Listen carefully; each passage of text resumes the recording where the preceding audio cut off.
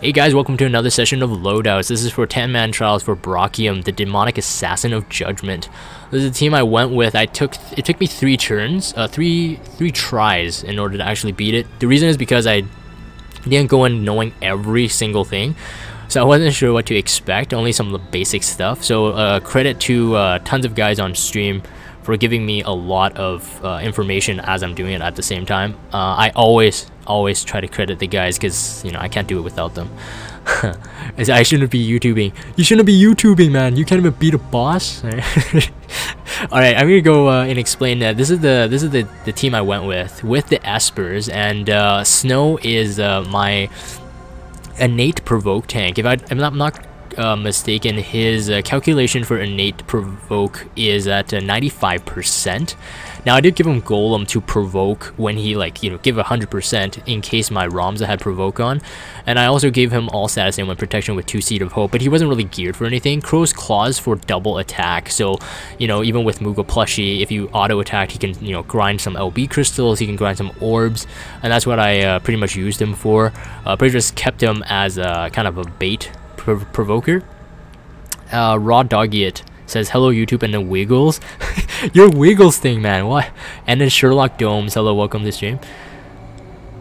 You forget stuff while you're doing it. Bad Boy 206. So Bad Boy saying for me, and this is really nice of him to say, pretty much he is saying that Jagan, you don't suck because people forget stuff while they're doing it, but I still suck. A ton of people think I suck, so here's my Ramza. I decided to not go with an evasion tank. Brachium is easy to be tanked if you can break and keep up some damage mitigation and buffs.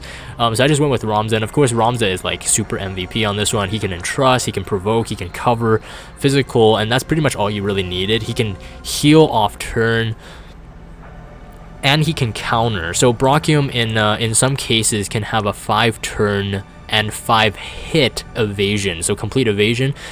What I read though is that you could dispel it, but I never tried it myself, so I'm not quite sure. But regardless, Ramza's counters, 5 counters, just remove the evasion completely for my actual hitting turn, so it ended up being really useful. Sledgehammer for Man-Eater, so Brachium is a hybrid between Demon and Man, so make sure you have on your main damage dealers Demon Killer and Man-Eater. Reverie Shield for his STMR. Obviously this is, you know, not everyone will have this, but tons of defense and spirit going throughout. Grand Helm Plus from the 2-headed dragon. Night Deleter armor for more HP. Japa Mala for his trust ability, which is awesome, and Pirate Soul with Jake's Pirate Ring for that LB fill per turn, LB fill rate, and HP. 3 Pat recalls, and then H armor arts from the Iron Colossus for that extra beefy HP defense combo. My Fina here went with a Thorned Mace. Now this is really weird because I was just more like saying that, hey, I want to do some more human damage. So Thorned Mace has Man-Eater plus, she can use maces. I was thinking, okay, if I hit her with an LB or, you know, some off turns I can hit with, you know, maybe do some extra damage. Ended up not really using it, so you could definitely go with, just swap with something with high spirit or something with more survivability. I gave her safety bit, but none of his death moves can be avoided. I gave it just for the heck of it, not for the single target, but for the AoE death. But it turns out I still got wiped in a previous run, so don't even bother with Genji Shield or Safety Bit. Berry Mage's Oath, Domineering Spirit is all for LB, for a re-raise if I needed it. I don't think I actually used it for this run. Aiko here was set up to get Esper or Evocation, no, LB gauge ASAP. So then she can use her LB to fill the evocation gauge ASAP.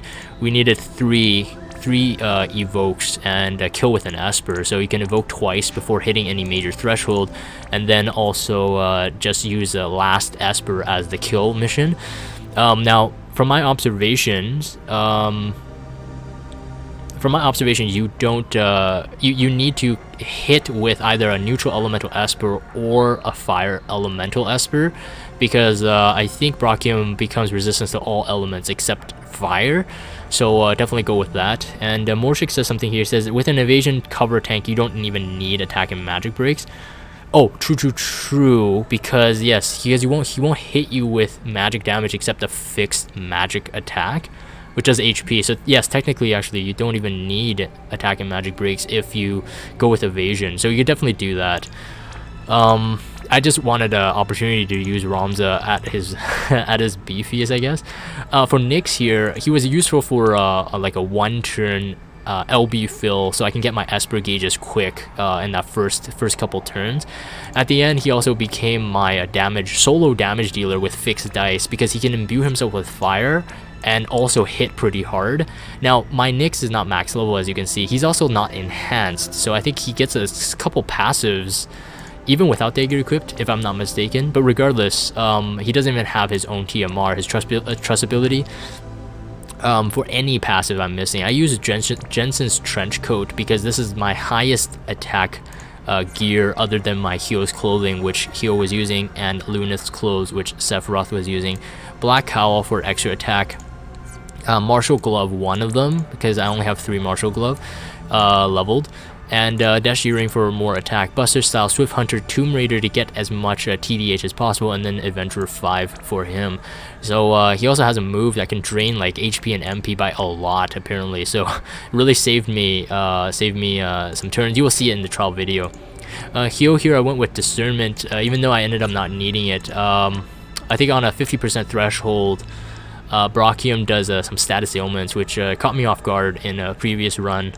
But if you swap out your chainers out before you hit the threshold, like what I did with Nyx, you won't even need it. So technically you don't need this, but just a precaution, I guess it's good. Flaming Blade Agni for that fire damage, and everything else is TDH gear with Man-Eater. He also has Diablos on, so Diablos has a Demon Killer, Man-Eater, so I think I have a 250% Man-Eater, as well as I think 125% Demon Killer for my Diablos.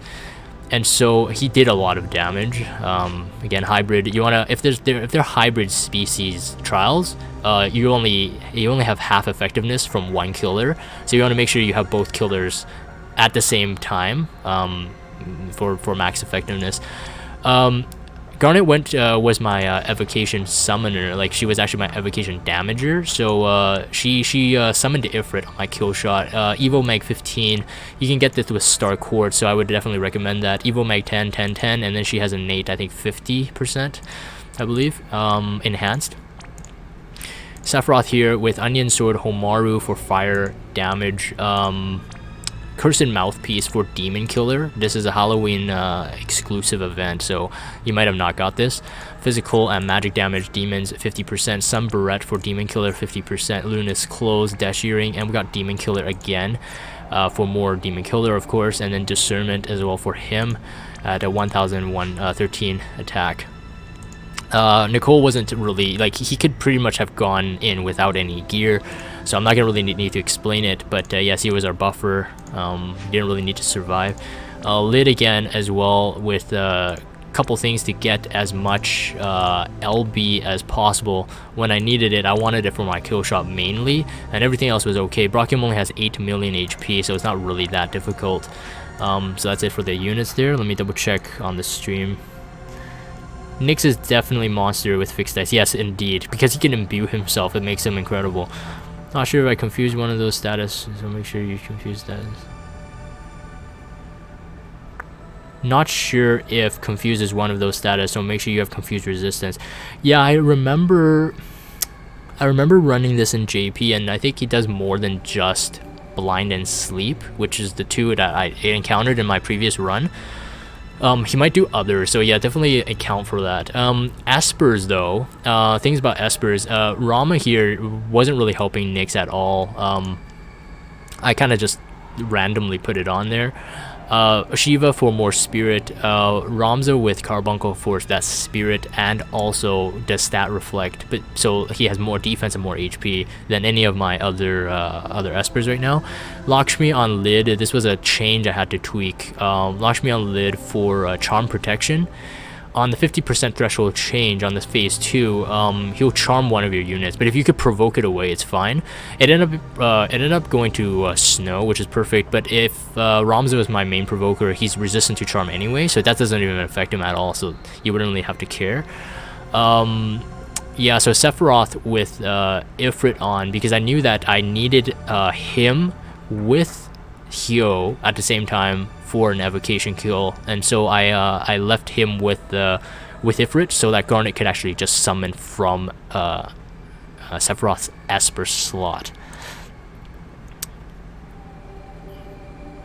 Yeah, nice. Okay, so Mortrix says this. So at the threshold, he does Twilight Prison. It adds Dark Elemental to physical attacks to 5 turns and also inflicts Blind and Sleep. Ideally, you want a 1-turn KO phase 2, which is what I was aiming for. And yeah, the adding Dark Elemental thing was also the reason why I used Nyx as the main damage dealer to cross that 50% threshold. And because Nyx with fixed dice, he does a lot of damage himself, and like I said, Brachium is very, very squishy, so you definitely could go with a single damage dealer, I think, and then you just swap out your good damage dealers. You don't even need to dispel their weapon imbues. One thing to note though, this is really important, and I'm going to read this straight off. I think this is from a wiki, but Kyle messaged me on Discord here, so I'm going to read it straight off.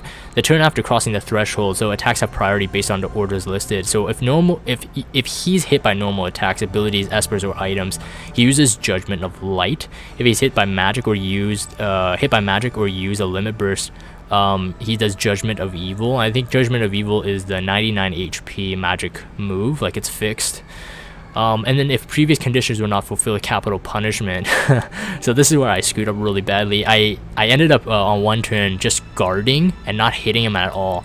And he did capital punishment with it, which is an instant KO 100% to all enemies and cannot be prevented by safety bit or Genji shield. And so you don't want that to happen. So basically you want to keep on grinding him down as he's hitting the threshold. I know, oh, Kyle of course is on stream, and he just messaged me on Discord again, giving more data. Judgment of Light and Judgment of Evil. Judgment of Light is a physical damage 10 times to all enemies, and Judgment of Evil is magic damage 10 times to all enemies. Oh, I see, it's not even a fixed one. Did I encounter that? I don't even know if I encountered that in my trial. Not quite sure. Anyways, I think those are all the tips you guys really need there. By the time he hits phase 2, if you don't kill him in 1 shot, he does do an AoE wipe, so somewhere in between there. I'm not quite sure how I set it off in one of the previous runs, but make sure you have an AoE re-raise set up at least. I think I'm going to end that one there. So if you guys have Discord, check out the Discord server, follow me on Twitter, and subscribe to YouTube if you haven't. Again, check out the trial video if you're having difficulty for it, but I know that a lot of people must have had a smoother run than I did on the first attempt. Anyways, thank you guys for watching, and I'll see you next time.